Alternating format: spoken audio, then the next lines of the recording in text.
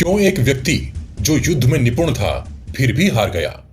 कैसे एक व्यक्ति जो इतना दानवीर था कि देवता तक उससे याचना करने आए, अंत में अपने ही अस्तित्व का युद्ध हार गया? कर्ण, एक ऐसा नाम जिसे हम अक्सर दानवीर कर्ण, सूतपुत्र कर्ण या दुर्योधन का मित्र कहकर याद करते हैं। लेकिन क्या आपने कभी सोचा है कि कर्ण का सबसे बड़ा युद्ध अर्जुन से नहीं बल्कि अपने भीतर की बेचैनी से था? क्यों उसे बार बार अपमानित किया गया और कैसे उसने उस अपमान को अपनी ताकत में बदल दिया? यह कहानी सिर्फ महाभारत की नहीं है, यह हर उस इंसान की है जो जीवन भर एक पहचान की तलाश में रहता है।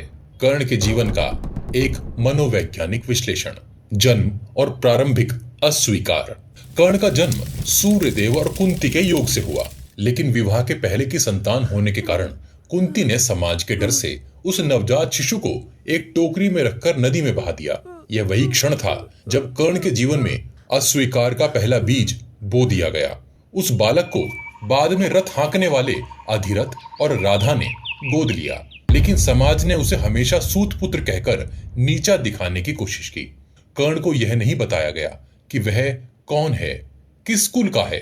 इस कारण यह हुआ कि यह पहचान की कमी कर्ण के भीतर गहरी असुरक्षा और बेचैनी का कारण बनी। आत्मस्वीकृति का संघर्ष और समाज द्वारा ठुकराया जाना।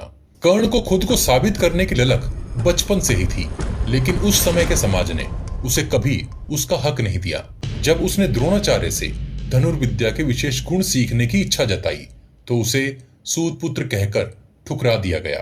तब वह परशुराम जी के पास गया और ब्राह्मण बनकर शिक्षा ली, लेकिन तब गुरु को सच पता चल गया तो उन्होंने शाप दे दिया कि निर्णायक समय पर उसकी विद्या काम नहीं आएगी। समाज का यह तिरस्कार उसे भीतर तक तोड़ता गया। उसके मन में एक ही बात बार बार घूमती रही, मैं कौन हूं और मुझे क्यों नहीं स्वीकार किया जाता? दुर्योधन से मित्रता, आवश्यकता, अवसरवाद या भावनात्मक जुड़ाव। जब हस्तिनापुर में युद्ध प्रतियोगिता के दौरान कर्ण ने अर्जुन को चुनौती दी तो उसके जन्म और उसके कुल पर प्रश्न उठाए गए। उसी वक्त दुर्योधन ने उसे अंग देश का राजा घोषित कर दिया। इसने कर्ण को न केवल सम्मान दिया बल्कि एक पहचान भी दी। कर्ण को उस समय लगा कि मात्र दुर्योधन ही उसका सच्चा मित्र है, वह जो उसे बिना शर्त अपनाता है। इस मित्रता से कर्ण की भावनात्मक जरूरतें पूरी हुई, लेकिन उस समय दुर्योधन को भी अर्जुन का एक तोड़ मिल गया। यानी ये मित्रता का संबंध आवश्यकता और अवसर दोनों पर आधारित था, लेकिन कर्ण ने इसे पूरी तरह अपनी आत्मा से निभाया। अर्जुन से प्रतिद्वंदिता, हीनता या आत्मसिद्धि की खोज। कर्ण का जीवन भर का लक्ष्य रहा खुद को अर्जुन से श्रेष्ठ साबित करना।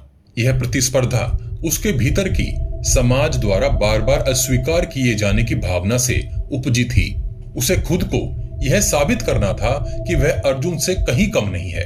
अर्जुन ने जो सम्मान गुरु द्रोण से पाया, वही सम्मान पाने के लिए कर्ण ने परशुराम से विद्या ली और बाद में अपने युद्ध कौशल से कई बार अर्जुन को चुनौती भी दी। लेकिन यह प्रतिस्पर्धा सिर्फ बाहरी नहीं थी, यह उसके अपने भीतर के अपने ही आत्मसंदेह के खिलाफ एक युद्ध था। नैतिकता और निष्ठा के बीच द्वंद्व। कर्ण को हमेशा यह पता था कि दुर्योधन धर्म की राह पर नहीं है, फिर भी उसने अपनी मित्रता को सर्वोपरि रखा। जब युद्ध से पहले कुंती ने उसे बताया कि वह उसका पुत्र है, तब भी कर्ण ने अर्जुन को मारने की ही शपथ ली। बाकी पांडवों को उसने छोड़ देने का वचन दिया। यह उसके भीतर के द्वंद्व को दर्शाता है। एक तरफ खून का रिश्ता और सच्चाई है, वहीं दूसरी तरफ दुर्योधन के प्रति निष्ठा और कृतज्ञता। कर्ण ने निष्ठा चुनी, लेकिन यह निर्णय अंततः उसे धर्म से दूर ले गया। दानवीरता, आत्म बलिदान या आत्म स्वीकृति पाने का माध्यम। कर्ण को दानवीर कहा जाता है, वह जो कभी किसी याचक को खाली हाथ नहीं लौटाता था, लेकिन उसकी यह उदारता कहीं ना कहीं अपने अस्तित्व को स्वीकार करवाने की एक कोशिश भी थी। जब इंद्र स्वयं ब्राह्मण वेश में आकर उसका कवच और कुंडल मांगते हैं, तब भी वह मना नहीं करता। यह त्याग नहीं बल्कि एक ऐसे इंसान की पुकार है जो खुद को हर हाल में साबित करना चाहता है कि वह भी महान है। कर्ण की उदारता उसके भीतर के शून्य को भरने की एक कोशिश करती है। कर्ण के जीवन से जुड़े शाप, और उनके मानसिक प्रभाव। कर्ण को जीवन में कई शाप मिले। परशुराम से झूठ बोलने पर मिला शाप कि निर्णायक समय पर उसकी विद्या काम नहीं आएगी। एक ब्राह्मण ने उसे शाप दिया कि उसके रथ की धुरी युद्ध में धंस जाएगी।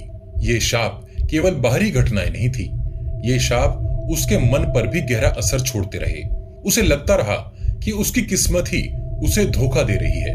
यह सोच एक मनोवैज्ञानिक निराशा और असहायता को जन्म देती है और अंततः उसके अंतिम निर्णय पर असर डालती है। आधुनिक संदर्भ।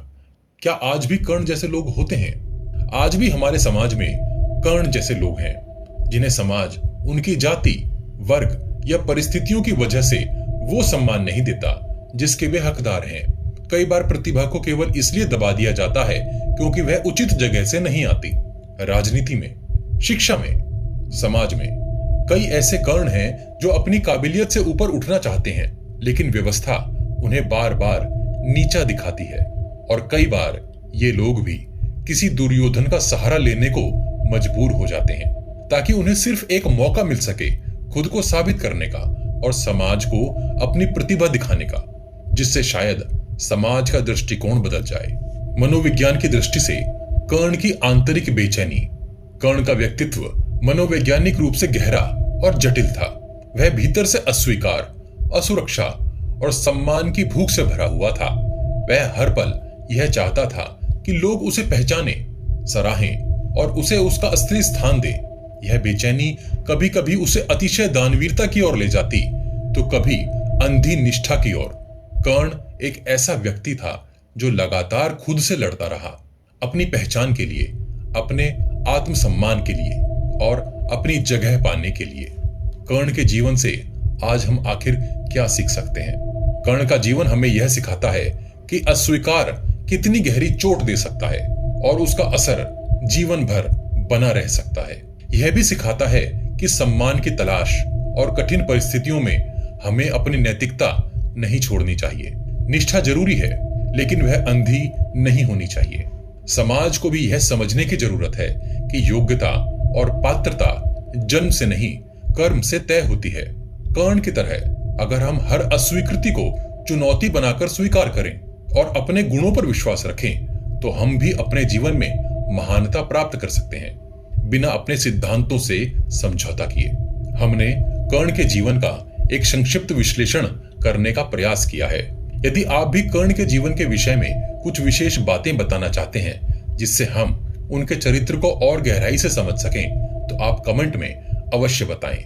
आपसे एक प्रार्थना है कि भाषा की मर्यादा बनाए रखिएगा ताकि हम एक बेहतर समाज की तरह एक दूसरे से सम्मान पूर्वक बात कर सकें। हम आगे भी महाभारत को और गहराई से समझने के लिए ऐसे विश्लेषण लाते रहेंगे, इसलिए वॉच गॉड चैनल को सब्सक्राइब अवश्य कर लीजिए। जय श्री कृष्ण। हर हर महादेव।